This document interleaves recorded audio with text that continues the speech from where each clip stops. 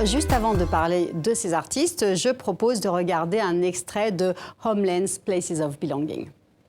Je me sens pas vraiment chez moi, mais du coup, je me sens beaucoup mieux que chez moi. C'était un peu plus nostalgique pour moi de partager mes idées, de partager ma vie passée dans mon pays. Et ça me fait de sentir chez moi parce que je partage avec les gens.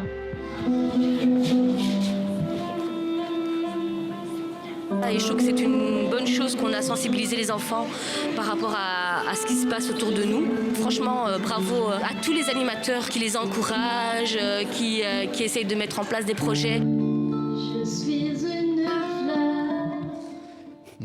Alors, Très bon cœur, bella ciao, ciao, ciao, ciao. C'est ça qui vient. on a reconnu, enfin j'ai reconnu en tout cas, j'ai eu l'occasion de l'entendre davantage, de regarder davantage ces modules-là. Vous avez sélectionné, mobilisé 8 artistes réfugiés. Comment vous les avez choisis? Quel était le cahier des charges?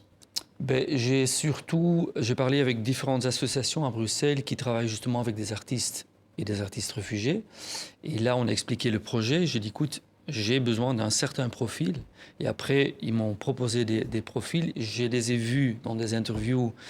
Donc, j'ai parlé longuement avec eux pour comprendre pas seulement s'ils sont doués, mais surtout si c'est vraiment le bon profil pour participer à ce projet-là. Parce que ça, c'est quand même important. Donc, c'est surtout cette ouverture que je cherchais. L'ouverture pour faire un projet artistique, mais en liaison avec une communauté locale. Oui, parce que justement, ce projet s'inscrit aussi toujours dans un territoire, que ce soit dans un quartier, dans une ville, dans une communauté.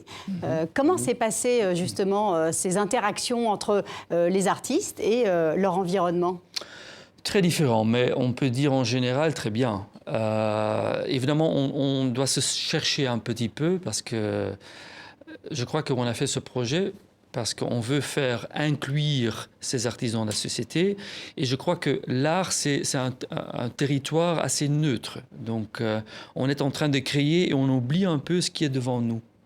Donc, on oublie que, par exemple, Ali, je vois passer son visage, Ali qui vient de l'Irak. Parce que d'abord, on fait de l'art ensemble. Et je crois que le vrai dialogue qu'on voulait instaurer, c'est le dialogue, c'est le moment où on dit « moi, j'apprends » quelque chose. Et moi, j'ai toujours eu du respect pour les gens qui m'ont toujours enseigné quelque chose. Et là, c'est vraiment OK, on peut les inclure, mais en même temps, on demande aux artistes de partager ces compétences qu'ils ont avec un public qui n'a rien à faire avec l'art. Et donc, on installe justement cette relation de respect. Et donc, c'est très facile d'accueillir quelqu'un parce que moi, je veux bien l'écouter parce qu'il a quelque chose à apprendre. Donc, voilà.